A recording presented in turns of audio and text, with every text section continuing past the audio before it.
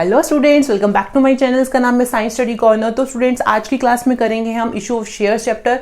तो ये चैप्टर जो है बहुत ज़्यादा इंपॉर्टेंट है एज वेल एज थोड़ा सा क्रिटिकल भी है, तो इसलिए हम थोड़ा धीरे धीरे करके समझेंगे सो दैट आप बच्चों को बिल्कुल भी प्रॉब्लम नहीं आए। तो स्टार्टिंग से करेंगे, बिल्कुल पार्ट्स में लेके चलेंगे, अपने पूरे चैप्टर को धीरे धीरे करेंगे। साथ के साथ हम कुछ क्वेश्चंस प्रैक्टिकल भी करेंगे सो दैट आपका कंसेप्ट अच्छे से क्लियर हो जाए। तो करते अपनी वीडियो का स्टार्ट। तो अगर आपने उस मेरे चैनल को सब्सक्राइब नहीं किया है अभी तक तो सब्सक्राइब कर दो, वीडियोस को लाइक कर दो और अपने फ्रेंड्स के साथ शेयर करना भी मत भूलना। और बच्चों, आपको मेरी वीडियोस कैसी लगती हैं तो आपके अच्छे अच्छे कमेंट्स में मुझे कमेंट सेक्शन में जरूर डालना। तो बच्चों, स्टार्ट करते हैं अपनी क्लास। तो सबसे पहले हमें समझना है कि जब हम कोई भी बिजनेस कर रहे हैं हमें कैपिटल की जरूरत पड़ती है, ठीक है। तो हम प्रोप्राइटरशिप फर्म की बात करें तो हमारे पास कैपिटल कहां से आती है? ओनर के पास से आती है, मतलब प्रोप्राइटर से आती है। जब हम पार्टनरशिप की बात करते हैं तो हमारे जो पार्टनर्स होंगे, जो वो बिजनेस स्टार्ट करेंगे, वो अपना अपना जो है कॉन्ट्रीब्यूशन करेंगे, वो हमारी कैपिटल हो जाती है। लेकिन जब हम कंपनी की बात करते हैं, ठीक है, हमारे पास कंपनी जो है, अगर हम कंपनी रजिस्टर्ड कर रहे हैं और कंपनी स्टार्ट हो रही है तो उसे भी किसकी जरूरत पड़ती है? कैपिटल की जरूरत पड़ती है, ठीक है, इनिशियली। तो लेकिन कंपनी के पास ऑप्शन है कि वो 3 जगह से है कैपिटल, एज ए कैपिटल पैसे ले सकती है, ठीक है। कहां कहां से ले सकती है? बैंक से ले सकती है, फाइनेंशियल इंस्टीट्यूशन से ले सकती है, ठीक है, और किससे ले सकती है? पब्लिक से ले सकती है, ठीक है। थर्ड ऑप्शन क्या है? पब्लिक से ले सकती है। तो इसलिए हम इस आज क्लास में है मेनली पब्लिक से जो हम पैसा कलेक्ट करेंगे उसके बारे में बात करेंगे, ठीक है। तो पब्लिक क्या करेगी? हमारे कंपनी में पैसा इन्वेस्ट करेगी, मतलब कैपिटल लगाएगी, अपना पैसा लगाएगी, ठीक है। पब्लिक लगाएगी हमारे पास यहां पे मनी, और उसके बदले में हमारी कंपनी उसको क्या देगी? हिस्सेदारी देगी अपनी कैपिटल में, अपनी कंपनी में हिस्सेदारी देगी। हिस्सेदारी मतलब शेयर देगी, ठीक है, शेयर। तो जो पैसा पब्लिक ने हमारी कंपनी में इन्वेस्ट किया इनिशियली, ठीक है, तो उसके बदले में हम उसे क्या देंगे? कैपिटल देंगे, कैपिटल का हिस्सा देंगे, अपने कंपनी में उसको हिस्सेदारी देंगे, और वो पब्लिक में जो हमारा पैसा लगा रहा है उसे वो बन जाएगा हमारा क्या? शेयर होल्डर, शेयर होल्डर, ठीक है, ठीक है। मान लीजिए किसी पर्सन ने हमारी कंपनी में, हमने कंपनी के 10 लाख रुपए के शेयर्स इशू करे, ठीक है, और इसमें से किसी पर्सन ने 1 लाख रुपीस के शेयर्स जो है हमारे परचेज कर लीजिए। मान लीजिए ए ने खरीद लिए, ठीक है। तो इसने मेरी कंपनी में कितने परसेंटेज खरीद लिए? मेरे शेयर्स कंपनी के 10% खरीद लिए, 10% के शेयर्स उसने खरीद लिए। तो ए की जो है हमारी कंपनी में, ठीक है, कितने की हिस्सेदारी हो गई? 10% की हिस्सेदारी होगी। इट मींस वो हमारी कंपनी का 10% का हिस्सेदार हो गया, शेयर होल्डर हो गया। और अगर आगे जब भी कोई भी हमें प्रॉफिट्स आता है तो उसको 10% उस प्रॉफिट्स में लेने के लिए वो लायबल रहेगा, ठीक है। तो क्या समझ आया आपको? जो भी पर्सन हमारे कंपनी में पैसे लगा रहा है वो हमारी कंपनी का क्या हो जाएगा? Share holder. और उसके बदले में हम उसे क्या देंगे? प्रॉफिट देंगे, एज ए डिविडेंड कह लीजिए, ठीक है। उसको जो है प्रॉफिट में उसकी शेयरिंग होगी और उसके 10% का उस कंपनी में शेयर हो गया, ठीक है। तो यहां तक आपको समझ आया। तो हम मान लीजिए हम लेते हैं, जब भी कोई कंपनी जो है जो पब्लिक में इशू शेयर करती है, शेयर इशू करती है, ठीक है, तो वो जो भी पैसा, जितने भी पैसे का शेयर इशू करती है, जैसे सपोज उसने 10 रुपए के शेयर इशू करें, ठीक है, 10 रुपए का पर शेयर है, पर शेयर। तो वो सारा का सारा 10 रुपए का 10 रुपए जो है वो एक साथ नहीं लेती है, वो अपना जो शेयर, ये जो पैसे हैं उनको इंस्टॉलमेंट में लेगी, ठीक है। एक तरीके से हम कह सकते हैं इंस्टॉलमेंट में लेगी। एक जो होगा इंस्टॉलमेंट उसको ऐप में देना है, ठीक है, किसको? शेयर होल्डर को। सेकेंड इंस्टॉलमेंट उसको कब देना है? अलॉटमेंट में देना है। फिर फर्स्ट कॉल पे देना है, फिर सेकेंड कॉल पे देना है, यहां पे थर्ड कॉल भी हो सकती है, मैं यहां पे फाइनल कर लेती हूं, ठीक है। कहने का मतलब यह है कि जितने रुपए का शेयर कोई शेयर होल्डर हमारा, कोई पर्सन हमारे खरीद रहा है, तो वो जो पैसा है वो इकट्ठा नहीं देके कंपनी जो है उसको इंस्टॉलमेंट में लेगी, उस शेयर होल्डर से, उस पर्सन से इंस्टॉलमेंट में लेगी, ठीक है। तो फर्स्ट इंस्टॉलमेंट उसको एप्लीकेशन के साथ में, जब वो हमारी कंपनी के शेयर्स जो है अप्लाई करेगा, किसी कंपनी के शेयर अप्लाई करेगा, तो एप्लीकेशन के साथ जो अमाउंट कंपनी ने मांगा है उतना देगा। उसके बाद उसको सेकेंड जो है इंस्टॉलमेंट अलॉटमेंट इंस्टॉलमेंट पे देनी है, फर्स्ट कॉल, फिर सेकंड कॉल, फिर फाइनल कॉल, ठीक है। और ये इंस्टॉलमेंट का भी आपके पास टाइम पीरियड मतलब शेयर होल्डर्स को दिया जाएगा कि आपको इस डेट तक ये फर्स्ट इंस्टॉलमेंट आपको पे करनी है, इस डेट तक आपको सेकंड करनी है, इस डेट तक आपको फाइनल करनी है। तो डेट आपको पहले से ही जो है कंफर्म कर दी जाएगी, ठीक है। तो ये हमारा हो गया कि हमने जो है कंपनी में जो कोई शेयर्स किसी ने शेयर होल्डर ने लगाए वो जो है उसको इंस्टॉलमेंट में पे करेगा, ठीक है। तो इंस्टॉलमेंट जैसे सपोज यहां पे 10 रुपीज का शेयर था, ठीक है, तो उसने कह दिया कि 2 रुपए उसे एप्लीकेशन पे दे दो, 2 रुपए ही उसे अलॉटमेंट पे दे लो, 3 रुपीज उसे हो सकता है फर्स्ट कॉल पे मांग ले, ठीक है। तो ये कितने हो गए 247, मान लीजिए 2 रुपीज उसने सेकंड कॉल पे ले लिए, तो बाकी बचा हमारा 1 रुपीज, 1 रुपीज उसने फाइनल कॉल पे ले लिए। मैं सिर्फ एग्जांपल लेके चल रही हूं, ठीक है। अब यहाँ पे हम बात आती है जो कंपनी की कैपिटल हमारी थी, कंपनी की कैपिटल, ठीक है, कंपनी की कैपिटल है हमारी, ये भी बहुत तरीके से हो सकती है, ठीक है। तो कौन कौन से तरीके की कैपिटल हमारे पास है जो हमें इस चैप्टर में पढ़नी है। तो सबसे फर्स्ट जो कैपिटल हम पढ़ेंगे वो है ऑथराइज्ड कैपिटल। ऑथराइज्ड कैपिटल का क्या मतलब है, ठीक है। ऑथराइज्ड कैपिटल वो है जब कोई भी कंपनी एक्ट के अंदर रजिस्टर्ड होगी, जब जो स्टार्ट करेंगे हम कोई कंपनी, तो हमें सबसे पहले उसका रजिस्ट्रेशन करवाना है। तो रजिस्ट्रेशन के टाइम पे एक मेमोरेंडम ऑफ आर्टिकल्स जो है वो तैयार किया जाएगा कंपनी के द्वारा, और उसमें वो पहले से ही मेंशन करेगा कि वो अपनी कैपिटल को मैक्सिमम कहां तक लेके जाएगा, ठीक है। अगर उसने उस मेमोरेंडम में स्टार्टिंग में लिख दिया कि वो 15 लाख तक अपनी जो है कैपिटल है उसको एक्सटेंड कर सकता है सिर्फ, तो उसके आगे वो अपने जो है कैपिटल को इशू नहीं कर सकता, इससे ज्यादा उसको 15 लाख की लिमिट तक ही जाना है। अगर उसे स्टार्टिंग में उसने लिख दिया 20 लाख, 30 लाख, 50 लाख, उसने जो भी डिसाइड करेगा वो उसमें पहले से ही मेंशन कर देगा, ठीक है। तो जो ऑथराइज्ड कैपिटल होगी वो हमारी कहां लिखी जाएगी, मेमोरेंडम ऑफ आर्टिकल्स में जो लिखी जाएगी वो कुछ भी हो सकती है, वो पहले से ही कंपनी डिसाइड करेगी कि इससे ज्यादा कंपनी जो है अपनी कैपिटल को नहीं लेके जाएगी, वो अपनी कैपिटल को मार्केट में इशू नहीं करेगी, ठीक है।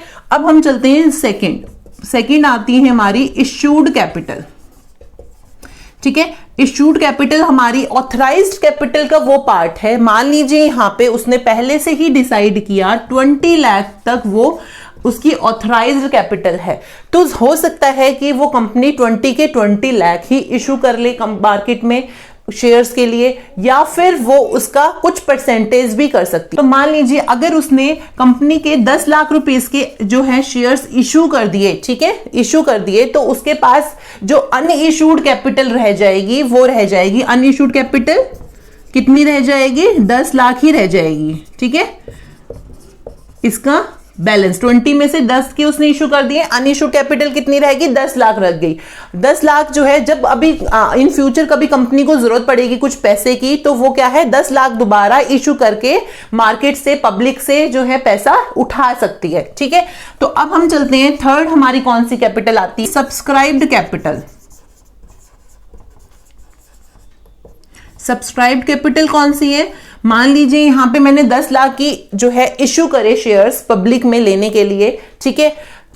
वो सब्सक्राइब कैपिटल हो सकता है 10 लाख भी हो, 10 लाख लोगों ने ही मुझे अप्लाई कर दिया, या हो सकता है 10 से कम लोगों ने भी मुझे सब्सक्राइब किया हो, या हो सकता है मुझे 10 से ज्यादा ने भी अप्लाई किया हो। तो अगर ज्यादा ने अप्लाई किया तो वो कंडीशन हमारी बन जाती है ओवर सब्सक्रिप्शन, ठीक है। वो वाली कंडीशन हम आगे पढ़ेंगे, सिर्फ अभी इस बार यहां पे ये समझना है कि सब्सक्राइब कैपिटल कितनी है, इश्यूड कैपिटल में से जितने हमें लोगों ने सब्सक्राइब कर दिया, मतलब जितने लोगों ने हमें वो एप्लीकेशन भर के अपना पैसा भेज दिया, वो हमारी हो गई सब्सक्राइब्ड कैपिटल, ठीक है। अब सब्सक्राइब कैपिटल के भी दो पार्ट्स हैं यहां पे, सब्सक्राइब्ड एंड फुल्ली पेड, ठीक है। मतलब कितने लोगों ने हमें सब एप्लीकेशन भेजी और हमें पूरा का पूरा पेमेंट कर दिया। मान लीजिए मैंने यहां 10 रुपए का शेयर खरीदा था और 10 के 10 उन्होंने मुझे, मैंने जितने पैसे उनसे मांगे 10 के 10 मुझे पैसे वहां से मिल गए, ठीक है। अब हमारे पास दूसरी कंडीशन आती है subscribed but not fully paid. Not full. ये कौन सी कंडीशन है? मान लीजिए मेरे को 10 लाख जो है, जितने लोगों ने मुझे सब्सक्राइब करा, जो सपोज 10 के 10 लोगों ने मुझे सब्सक्राइब करा, और कुछ परसेंटेज जो कुछ शेयर होल्डर्स मेरे ऐसे होंगे जिन्होंने मुझे फुल्ली पेमेंट नहीं करा होगा। अगर मैंने 10 रुपए मांगे पब्लिक में, अगर मैंने 10 रुपए मांगे तो इन लोगों ने मान लीजिए हो सकता है 8 रुपए दिए, ठीक है, तो वो वाले हो जाएंगे हमारे सब्सक्राइब, इन्होंने सब्सक्राइब कर दिया, शेयर्स अप्लाई कर दिए, बट मेरे को पूरी पेमेंट नहीं दी है, ठीक है। अब हम चलते हैं फोर्थ पे। फोर्थ हमारी आती है कॉल्ड अप कैपिटल, ठीक है। कॉल्ड अप कैपिटल क्या?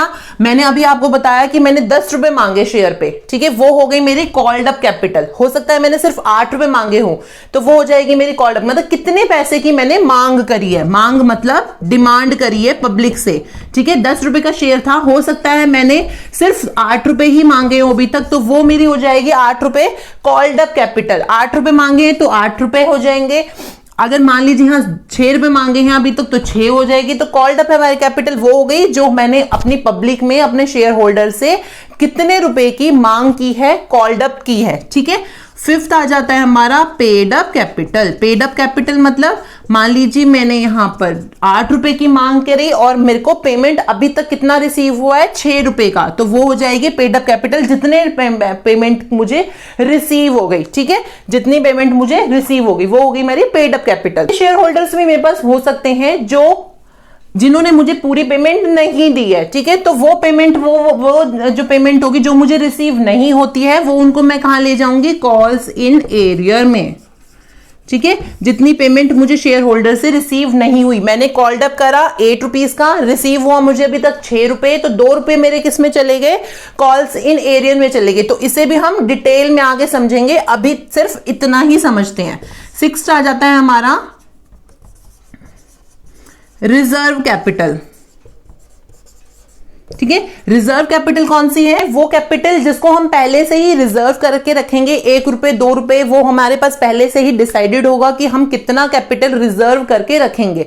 और ये रिजर्व कैपिटल हमारी कब यूज होगी? जब हम कंपनी को वाइंड अप करेंगे। जब हम वाइंड अप करेंगे तो हमारे सबसे पहले हम वाइंड अप करने के टाइम पे जो हमने रिजर्व कैपिटल रखी होगी, हम उससे किसको पेमेंट करेंगे? क्रेडिटर्स को पेमेंट करेंगे। जो हमारी कंपनी के क्रेडिटर्स होंगे उनको पहले हम पेमेंट करेंगे, उसके बाद हम आगे कुछ करेंगे। तो रिजर्व कैपिटल आपको समझ आई क्या होगी? तो बच्चों ये सारी जो कैपिटल है ये आपको पता होनी चाहिए, सो दैट हम आगे क्वेश्चन जब करेंगे तो हमें कोई दिक्कत नहीं आए। तो बहुत इंपॉर्टेंट है, ये आपको क्लियर होनी चाहिए, ठीक है। तो अब हम चलते हैं आगे, एक क्वेश्चन लेते हैं, एक एग्जांपल लेती हूं मैं, और उसके बाद हम देखते हैं कि उसकी कैसी जर्नल एंट्रीज बनाएंगे एज ए कंपनी, ठीक है। यहाँ पे एबीसी कंपनी है और उसने 1 लाख रुपीज के शेयर्स इशू करे, ठीक है। शेयर्स कितने के इशू करें? ये हमारे इशूड शेयर हैं, ठीक है।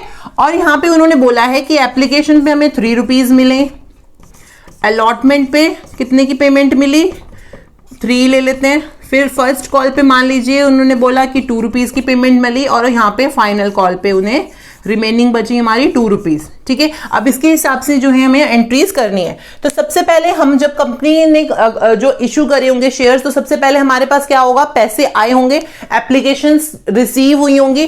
क्या मतलब है? हमारे पास पेमेंट पहले आया, किसी भी शेयर होल्डर ने, किसी भी पर्सन ने हमारी कंपनी में पैसे इन्वेस्ट किए, तो वो क्या करेगा, पहले मेरी कंपनी का प्रोस्पेक्टस एप्लीकेशन भरेगा, ठीक है, और उसके साथ मुझे चेक लगा के देगा जितने शेयर्स के लिए वो अप्लाई कर रहा होगा।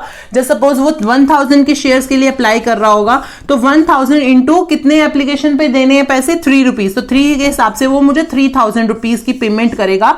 और वो पेमेंट वो कैसे करेगा? बाय चेक, ठीक है, चेक के थ्रू पेमेंट करेगा। इट मींस मेरा जो पेमेंट आएगा वो मेरा बैंक में आएगा। तो सबसे पहली एंट्री जो बनेगी यहां पर, बैंक अकाउंट डेबिट, ठीक है, टू किसके अगेंस्ट? एप्लीकेशंस आई है हमारे पास, टू शेयर एप्लीकेशंस अकाउंट, ठीक है। तो ये सबसे फर्स्ट एंट्री बनेगी जब हमारी कंपनी स्टार्ट हुई और जब हमारी कंपनी ने पैसे इशू करे शेयर्स, ठीक है। तो मान लीजिए यहां 1 लाख इशू हुए थे और 1 लाख के 1 लाख ही लोगों ने अप्लाई कर दिया, सब्सक्राइब कर दिया, ठीक है। तो ये हो गए हमारे यहाँ पे 3 लाख रुपीज। तो 3 लाख की पेमेंट हमारे पास आ गई, कंपनी के पास आ गई, ठीक है। अब दूसरे में क्या करेंगे, जब हमारे पास पेमेंट आई है एप्लीकेशन, तो उस एप्लीकेशन के अगेंस्ट हम उनको क्या देंगे, कैपिटल देंगे, अपनी कंपनी के कैपिटल में हिस्सेदारी देंगे, शेयर देंगे। तो यहां पे हमारे पास बन जाएगी share application account debit entry to share capital account, कितने के 3 लाख की पेमेंट आई और 3 लाख के हमने उनको शेयर्स दे दिए। ठीक है, चलो अब चलते हैं थर्ड एंट्री पे।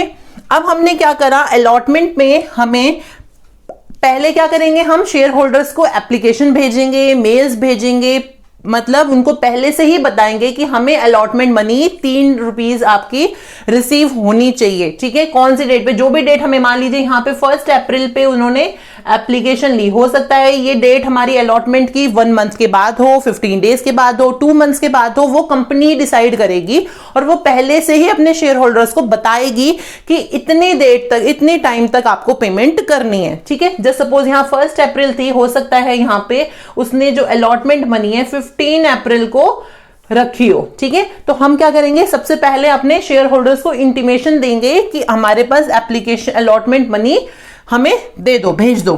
ठीक है, तो हमारे पास एंट्री बनेगी यहां पे share allotment account debit to share capital.